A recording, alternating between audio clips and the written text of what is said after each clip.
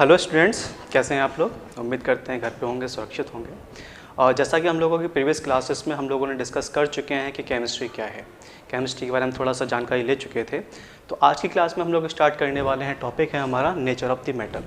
ठीक है, हम लोगों को पता है ऑलरेडी केमिस्ट्री क्या है। केमिस्ट्री साइंस की वह ब्रांच है जिसके अंतर्गत we study about the matters. तो मैटर्स के बारे में जो स्टडी करते थे वो हमारी केमिस्ट्री थी। आज हम की क्लास में हम लोग डिस्कस कर रहे हैं नेचर ऑफ मैटर। तो जो मैटर है, मैटर हम लोगों को पता है ऑलरेडी कि it is consist of matter. ये जो पार्ट है वो हमारा मैटर, वो काफ़ी एटम से मिलकर बना होता है, पार्टिकल से मिलकर बना होता है। वो पार्टिकल के आधार पे ही हम लोग इसको डिवाइड करते हैं तीन भागों में। पहला जो होता है सॉलिड, दूसरा होता है लिक्विड, थर्ड वन होता है गैस। जो एटम्स के हमारे जो एटम्स होते हैं काफ़ी अगर डेंस मीडियम में हो, उनके बीच में इंटरमॉलिक्यूलर फोर्सेस ज़्यादा लगता है तो वो हमारा सॉलिड होता है। इनके बीच में intermolecular force as compare to solid है ना। लिक्विड में क्या होता है, थोड़ा कम होता है, तो हमारा लिक्विड के अंतर्गत आता है। यहाँ पे जो फोर्सेस हैं वो काफ़ी ज़्यादा स्ट्रॉन्ग होने की वजह से ये जो है इनकम्प्रेसिबल हो जाता है, इसको हम प्रेशराइज करके दबा नहीं सकते हैं। लिक्विफाई में क्या होता है, और इसकी खासियत क्या है कि इसका जो शेप और वॉल्यूम होता है वो हमारा डेफिनेट होता है। लिक्विड में क्या है, वॉल्यूम तो डेफिनेट रहता है बट लेकिन इसका जो शेप है वो डेफिनेट नहीं रहता। और इंटरमॉलिक्यूलर डिस्टेंस जो है इसमें डिस्टेंस काफ़ी दूर दूर होती है ना। स्ट्रॉन्ग जो फोर्सेस होता है इंटरमॉलिक्यूलर फोर्सेस, वो भी काफ़ी वीक होता है, जिसकी वजह से इसके जो पार्टिकल्स होते हैं काफ़ी दूर दूर होते हैं। तो ये दोनों पार्ट जो हैं लिक्विड एंड गैस, ये हमारे कंसीडर किए जाते हैं फ्लूइड्स की फॉर्म में, और ये हमारा स्ट्रॉन्ग रहता है। सॉलिड जो होता है वो स्ट्रॉन्ग में रहता है। ऑलराइट, तो अगर इसको बात की जाए, अगर हम सॉलिड को हीट करें, एग्जांपल के नाम पे अगर सॉलिड को हीट करते हैं, जैसे कि हमारी आइस होती है ना, आइस सॉलिड होती है। अगर उसको हम हीट करते हैं तो it's convert to the liquid, water के अंदर कन्वर्ट हो जाती है। जब हम वाटर को, लिक्विड को, मतलब पानी को जब ज़्यादा गर्म करते हैं, हीट करते हैं, तो हीट क्या होती है हमारी, हीट से कन्वर्ट हो जाता है वो गैस के अंतर्गत। ठीक है, उसी चीज़ को है अगर हम गैस को अगर कूलिंग करते हैं, है ना, गैस को अगर हम कूल करेंगे तो वो कन्वर्ट हो जाएगी हमारी लिक्विड के अंदर। और जब लिक्विड को हम जब कूल करेंगे तो हमारा कन्वर्ट हो जाता है सॉलिड के अंदर। ये बेसिकली हम 9th क्लास में ऑलरेडी स्टडी कर चुके हैं, बस इसका थोड़ा सा हमें आइडिया लेके चलना है और थोड़ा सा क्विक रिवीजन करना है इन चीज़ों का। ऑलरेडी हम 9th क्लास में इस चीज़ को रीड कर चुके हैं, तो एक क्विक रिवीजन है इसका, उस चीज़ को हम कंसिडर कर लेते हैं। तो नेचर ऑफ मैटर हो गया, तीन भागों में डिवाइड हो गया मैक्रोस्कोपिक पार्टिकल पे। अब वही मैटर जो है अगर देखा जाए ब्रॉड लेवल पे दो भागों में डिवाइड किया जाता है। पहला है मिक्सर, दूसरा है प्योर सब्सटेंस। मिक्सर्स क्या होते हैं, मिक्सर्स वो होते हैं जब दो या दो से अधिक, 2 and more components in any ratio, जब हमारे दो कंपोनेंट्स जो होते हैं वो किसी भी रेशियो में फिक्स किए जाते हैं, मिला दिए जाते हैं, तो वो जो कहलाता है वो हमारा मिक्सर्स कहलाता है। ठीक है, और मिक्सर्स जो होते हैं वो दो टाइप्स के होते हैं, एक होता है होमोजीनियस, दूसरा होता है हेट्रोजीनियस। होमोजीनियस मिक्सचर्स कौन से होते हैं, जिनके कंपोनेंट, ऐसे कंपोनेंट जो कि क्या होते हैं, कंप्लीटली मिक्स हो जाते हैं। ठीक है, कंप्लीटली मिक्स होंगे। और जो मिक्सर है वो थ्रू आउट द सॉल्यूशंस कैसा होता है, यूनिफॉर्म होता है ना। तो हम वो होमोजीनियस के अंतर्गत लेते हैं। हेट्रोजीनियस क्या होते हैं, ऐसे दो या दो से अधिक कंपोनेंट जो कंप्लीटली मिक्स नहीं होते, है ना, और ये हमारा नॉट यूनिफॉर्म होते हैं, not uniform through out the solution. पूरे सॉल्यूशंस में अगर देखा जाए, है ना, इसको पूरे सॉल्यूशंस में देखा जाए तो ये हमारा पूरा का पूरा यूनिफॉर्म नहीं होगा, है ना, तो हमारा कंसिडर किया जाता है हेट्रोजीनियस मिक्सर्स के अंतर्गत। ठीक है, अगर प्योर सब्सटेंस की बात की जाए तो प्योर सब्सटेंस जो होते हैं वो हमारे डिवाइड किए गए हैं दो भागों में, एक एलिमेंट है और दूसरा कंपाउंड्स है। एलिमेंट्स क्या होते हैं, एलिमेंट्स, जैसे एलिमेंट्स में हम लोगों ने 9th क्लास में और पढ़ चुके हैं कि मैटर जो होता है कंसिस्ट होता है एटम से मिलकर बना होता है। अगर किसी भी, जब हमारे एक टाइप के ही आपके एटम्स प्रेजेंट होंगे, जब एक टाइप्स के आपके एटम्स प्रेजेंट हों, वन टाइप्स ऑफ एटम्स अगर किसी के अंदर प्रेजेंट होते हैं तो ये हमारा एलिमेंट के अंतर्गत आता है। ठीक है, अब ऐसे वन टाइप्स के एलिमेंट्स जब दो मिल जाते हैं, जब दो एटम्स मिलते हैं, जैसे कि hydrogen plus hydrogen, hydrogen atom हो गया, दूसरे हाइड्रोजन एटम से मिलकर बन गया, तो ये दोनों कंबाइंड होकर जो फॉर्मेशंस करेंगे इसको हम बोलते हैं मॉलिक्यूल। ऑलराइट, तो यहाँ पे ये एग्जांपल है, hydrogen plus hydrogen equal to H2 बनाता है, ये हमारा हो गया मॉलिक्यूल्स। कंपाउंड्स क्या होते हैं, कंपाउंड्स जो हैं जब हमारे दो या दो से अधिक, जब हमारे एटम्स जो है मिलके, है ना, एक दूसरे एटम्स के साथ। इसमें क्या होता है, एलिमेंट्स में सेम एटम्स होते हैं, जबकि कंपाउंड्स में क्या होता है, एटम्स है ना दूसरे एटम के साथ मिलकर हमारा एक फॉर्मेशन करता है, तो उसको हम क्या कहते हैं, कंपाउंड कहते हैं। जैसे कि 2 हाइड्रोजन के मॉलिक्यूल एक ऑक्सीजन के मॉलिक्यूल के साथ मिलकर हमारा फॉर्मेशन करता है H2O का। ठीक है, तो यहाँ तक समझ में आएगा मैटर्स क्या है। अब बात करते हैं हम लोग प्रॉपर्टीज ऑफ मैटर के बारे में। तो प्रॉपर्टीज ऑफ मैटर के बारे में ऑलरेडी डिस्कस कर चुके हैं। प्रॉपर्टीज क्या है कि प्रॉपर्टीज जो है इसकी 2 प्रकार की प्रॉपर्टीज होती हैं।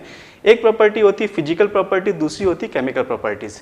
फिजिकल प्रॉपर्टीज वो होती हैं जिनके लिए फिजिकल चेंजेस ऑब्जर्व किए जाते हैं, जिनको हम ऑब्जर्व कर सकते हैं, मेजर कर सकते हैं। वो चीज़ें क्वांटिटी जो होती है वो हमारी फिजिकल क्वांटिटी के अंतर्गत आती हैं, फिजिकल प्रॉपर्टीज के अंतर्गत आती हैं।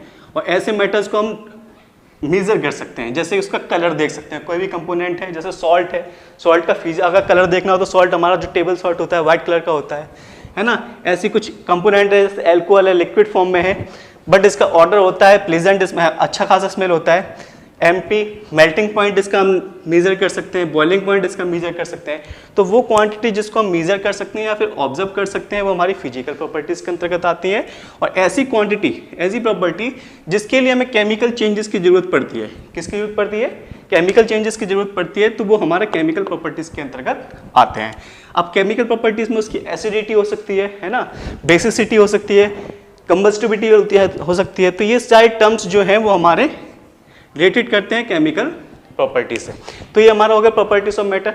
अब नेक्स्ट क्या है कि हम जो प्रॉपर्टीज हैं, फिजिकल और केमिकल प्रॉपर्टीज हैं, तो उसको मेजर करने का एक सिंथेटिक वे भी होता है ना, साइंटिफिक नोटेशंस भी, साइंटिफिक मेथड भी होता है कि हम इन चीज़ों को किस प्रकार से मेजर करते हैं। तो मेजरमेंट के लिए हमने एक इंटरनेशनल लेवल पे एक सिस्टम है जिसको हम SI सिस्टम्स कहते हैं। इंटरनेशनल सिस्टम्स के लिए हमने SI का फॉर्म ले रखा है, जिसके लिए कुछ फंडामेंटल क्वांटिटीज़ होती हैं, फंडामेंटल क्वांटिटीज, उनको हमने एक स्टैंडर्ड लेवल पे, मतलब पूरे यूनिवर्स जितना हमारा वर्ल्ड है वो एक ही स्टैंडर्ड को लेके चलता है। तो उसके लिए हमने इंटरनेशनल सिस्टम ले रखा है। उसी इंटरनेशनल सिस्टम के आधार पे जो फिजिकल क्वांटिटीज़ हैं उनको नापने के लिए कुछ बेसिक क्वांटिटी हमने ले रखी हैं, जो 7 टाइप्स की क्वांटिटीज़ हैं। पहली है लेंथ, दूसरी है मास, तीसरी है टाइम, चौथी है इलेक्ट्रिक करंट, पाँचवीं है उसका थर्मोडायनेमिक टेम्परेचर, छठवीं है हमारी अमाउंट ऑफ सब्सटेंस और सातवीं है हमारी इंटेंसिटी। ठीक है, अब ये क्या है, लेंथ के लिए हमारी ये सारी बेसिक्स यूनिट है। लेंथ को हम L से रिप्रेजेंट करते हैं, मास को हम M से रिप्रेजेंट करते हैं, टाइम को T से, इलेक्ट्रिक करंट को I से और थर्मोडिक टेम्परेचर को T से, अमाउंट ऑफ सब्सटेंस को N से डिनोट करते हैं तथा इंटेंसिटी ऑफ को हम IV से डिनोट करते हैं। ठीक है, इसको ल्यूमिनस इंटेंसिटी भी कहते हैं। अब क्या है कि ये सारी बेसिक यूनिट है। अब यूनिट का ये बेसिक फंडामेंटल यूनिट है, इसका भी कुछ हमारा यूनिट होगा कि नहीं होगा, ये फंडामेंटल है क्वांटिटीज। अब इसका क्या होना चाहिए, यूनिट होना चाहिए। तो फंडामेंटल क्वांटिटीज के लिए हमें दे रखा है कि अगर हम इंटरनेशनल की बात करें, इंटरनेशनल SI सिस्टम के अंतर्गत अगर हम लेंथ को मेजर करते हैं तो लेंथ को मेजर करने के लिए हमने जो स्टैंडर्ड ले रखा है वो मीटर ले रखा है, मास के लिए हमने किलोग्राम ले रखा है, टाइम के लिए सेकंड ले रखा है, इलेक्ट्रिक करंट के लिए I के लिए इक्वल टू A ले रखा है, टेम्परेचर्स के लिए केल्विन ले रखा है, अमाउंट ऑफ सब्सटेंस के लिए हमने मोल ले रखा है और इंटेंसिटी के लिए हमने यहाँ पे ले रखा है कैंडला। ठीक है, तो ये बेसिक यूनिट हैं जो फंडामेंटल मेजरमेंट के लिए इसका यूज़ किया जाता है। ठीक है, उसके बाद कुछ वैल्यूज़ हैं जो हम इसमें जो मेजरमेंट करते हैं उसके लिए। तो हम क्या है कि मेजरमेंट के स्केल के लिए जैसे कि कुछ मीटर है, डिस्टेंस हमको डिस्टेंस नापने के लिए कुछ हो सकता है मीटर से भी कुछ छोटा हो, तो ये मीटर तो हो गया। तो उसके लिए हम कुछ टर्म्स हैं जिसको प्रीफिक्स और सफिक्स में यूज़ करते हैं, जैसे deci, centi, milli, micro, nano, पीसो, femto, ecto, इस प्रकार की यूनिट्स हैं, उसको हम प्रीफिक्स और सफिक्स में लिए जाता है। ठीक है, क्योंकि जो एटम्स की डिस्टेंस होती है मॉलिक्यूल से मॉलिक्यूल के बीच की दूरी नापनी हो या फिर कोई भी डिस्टेंस हमको नापनी हो, जरूरी नहीं है वो मीटर में, उससे छोटी वैल्यू हो सकती है। तो उसके लिए कुछ टर्म्स हैं जिनको हम प्रीफिक्स और सफिक्स के अंतर्गत लेते हैं। Deci, centi, milli, micro is the कुछ एग्जाम्पल्स हैं उसके लिए। उसके बाद आता है जो हमने नापा हुआ है यहाँ पे मास। मास क्या होता है कि अमाउंट ऑफ द सब्सटेंस, किसी भी सब्सटेंस की जो अमाउंट होती है उसको, सिर्फ अमाउंट को हम क्या कहते हैं, मास कहते हैं। उस अमाउंट पे ऊपर लगने वाला जो प्रेशर होता है ना, जो उसका ग्रेविटी के द्वारा उसको एक्सट्रैक्ट करने का जो फोर्स होता है, प्रेशर की जगह फोर्स होता है, जो किसी भी कंपाउंड के या फिर किसी भी एटम्स को, तो वो सब्सटेंस को क्या करता है, एटम्स को फोर्स लगाता है, तो उसको हम वेट बोलते हैं। ठीक है, उसके बाद आता है डेंसिटी। डेंसिटी क्या है कि किसी भी वस्तु का, किसी भी थिंग्स का क्या हो सकता है, मास पर वॉल्यूम, उसके 1 लीटर वॉल्यूम के अंदर कितना हमारा मास है, तो वो हमारा इसके आधार पर इसको निकाल लेते हैं। वॉल्यूम के लिए हम लोग निकालते हैं, फॉर्मूला क्या होता है कि लेंथ इक्वल टू मीटर क्यू, है ना। मीटर क्यू क्या होता है कि लेंथ जो होती है उसका क्यू लेके चलते हैं। हमें पता है लेंथ के लिए जो हमने मीटर यूज करता है वो एम है, एम का क्यू हो जाएगा मीटर क्यू। तो वॉल्यूम के लिए हो गया। मास के लिए हमें पता है, मास के लिए हम लोग बेसिक यूनिट फंडामेंटल यूनिट में क्या यूज करते हैं, किलोग्राम यूज करते हैं। तो यहाँ पे डेंसिटी का जो यूनिट निकलेगा वो किलोग्राम पर मीटर क्यूब निकलेगा। उसके बाद आता है टेम्परेचर्स। टेम्परेचर्स के लिए बेसिक जो है साइंस के अंतर्गत हम 3 चीजें यूज करते हैं। एक है स्केल, फारेनहाइट स्केल, है ना, दूसरा केल्विन स्केल है, थर्ड वन है हमारा डिग्री सेल्सियस। फारेनहाइट में चेंज करने के लिए हम लोग फॉर्मूला का यूज करते हैं। फारेनहाइट इक्वल टू क्या होता है 9/5 डिग्री सेल्सियस प्लस 32, और केल्विन में कन्वर्ट करने के लिए डिग्री सेल्सियस प्लस 273.15 सॉरी। तो हम बेसिकली जो भी यूज करेंगे कैलकुलेशंस पार्ट के लिए, फिजिकल में काफी वो होगा हमारा कैलकुलेशन पार्ट होगा, तो वहाँ केल्विन को हम कन्वर्ट कर, जो डिग्री सेल्सियस दे रखा है उसको केल्विन में कन्वर्ट करना होगा, या फिर केल्विन का होगा उसको डिग्री सेल्सियस में कन्वर्ट करना होगा। तो बेसिकली यहाँ पे जो 2 फॉर्मूले हैं इनको हमें थोड़ा सा याद मेमोराइज करना पड़ेगा, ठीक है। उसके बाद हमारा है साइंटिफिक नोटेशंस होंगे मेरे ख्याल से, वो मेरे ख्याल से उसको आप एक बार स्टडी कर लीजिए। अगर किसी को प्रॉब्लम्स आती है तो वो चैट सेक्शन में उसको लिख सकता है ना। तो आज के लिए मेरे ख्याल से इतना है। नेक्स्ट क्लास में जो हम लोग पढ़ेंगे law of conservation of mass, उसके बारे में स्टडी करेंगे, और जो कॉम्बिनेशंस के लॉ हैं उसके बारे में स्टडी करेंगे। साइंटिफिक जो भी है नोटेशंस हैं उसको आप फर्दर स्टडी कर सकते हैं, जिसको प्रॉब्लम हो और ना समझ में आए उसके बारे में, क्योंकि वहाँ पे मेरे ख्याल से पॉइंट टू पॉइंट है। उसको साइंटिफिक नोटेशंस किस प्रकार से रिप्रेजेंट किया जाता है, उसका किस प्रकार से एडिशंस किया जाता है, किस प्रकार से मल्टीप्लाई किया जा सकता है, तो ये चीज़ है। तो उसको करके देख लेना। अगर ना समझ में आए तो फिर मुझसे पूछ सकते हैं।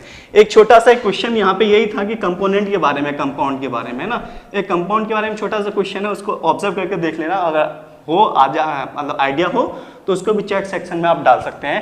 पहला क्वेश्चन ये है कि H2O को हम H2O क्यों लिखते हैं, इसको हम O2H क्यों नहीं लिख सकते, है ना। H2O हो गया या फिर CO2 हो गया, ये कंपाउंड से हमारे, है ना, कंपाउंड्स बनाते हैं, 2 एटम से मिलकर बनाते हैं। अब इसमें कंडीशंस ये है कि CO2 को हम O2C क्यों नहीं लिखते और H2O को हम O2H क्यों नहीं लिखते, ओके। नेक्स्ट क्लास में अगर हो तो चैट सेक्शन में इसका जवाब लिख दीजिए जिसको भी पता हो, और बाकी फिर नेक्स्ट क्लास में हम लोग डिस्कस करेंगे law of conservation of mass और लॉ ऑफ कॉम्बिनेशन।